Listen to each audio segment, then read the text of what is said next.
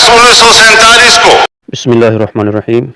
मौलाना फजल रहमान की ये गुफ्तगू पाकिस्तान की मौजूदा सियासी, इक़्तिसादी और समाजी सूरत हाल पर एक गहरी तनकीद है।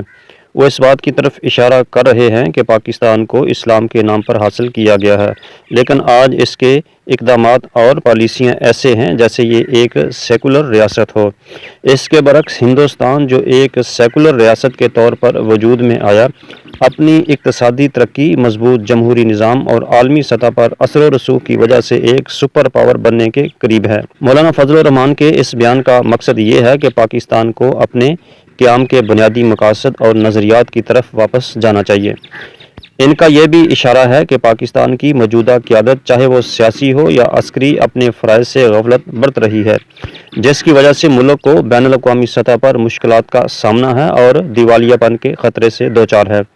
ये गुफ्तगू हमें ये सोचने पर मजबूर करती है कि पाकिस्तान की सिमत क्या है। क्या हम अपने क़याम के मकासद से हट गए हैं? माशी मसाइल का हल क्या है? हमें भीख मांगने की बजाय खुद इन्हिसारी की तरफ बढ़ना चाहिए। इस्लामी उसूलों का निफाज।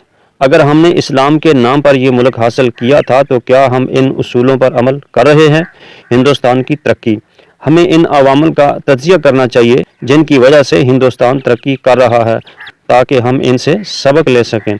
मौलाना फजल रहमान का बयान न सिर्फ एक तनकीद है, बल्कि एक चैलेंज भी है कि हम अपनी सिमत दुरुस्त करें और एक मजबूत, खुद मुख्तार और इस्लामी रियासत के तौर पर उभरें।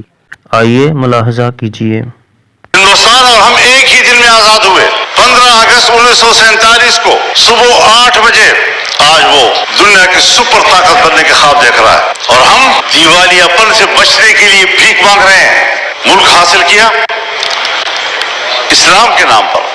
आज पाकिस्तान दुनिया में एक सेकुलर स्टेट का रूप धार चुका है। कहाँ है ला इलाहा इल्लल्लाह? 75 साल में उसका भी जरा हिसाब लगा लें, आप कहाँ खड़े हैं? कि मजहब नहीं है तो कोई चीज नहीं, कोई मसला ही नहीं है।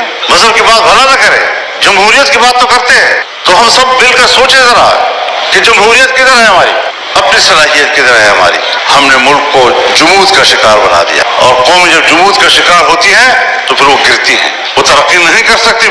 व्यूवर्स, वीडियो के हवाले से कमेंट्स बॉक्स में अपनी राय का इज़हार ज़रूर दें। शुक्रिया। पाकिस्तान जिंदाबाद।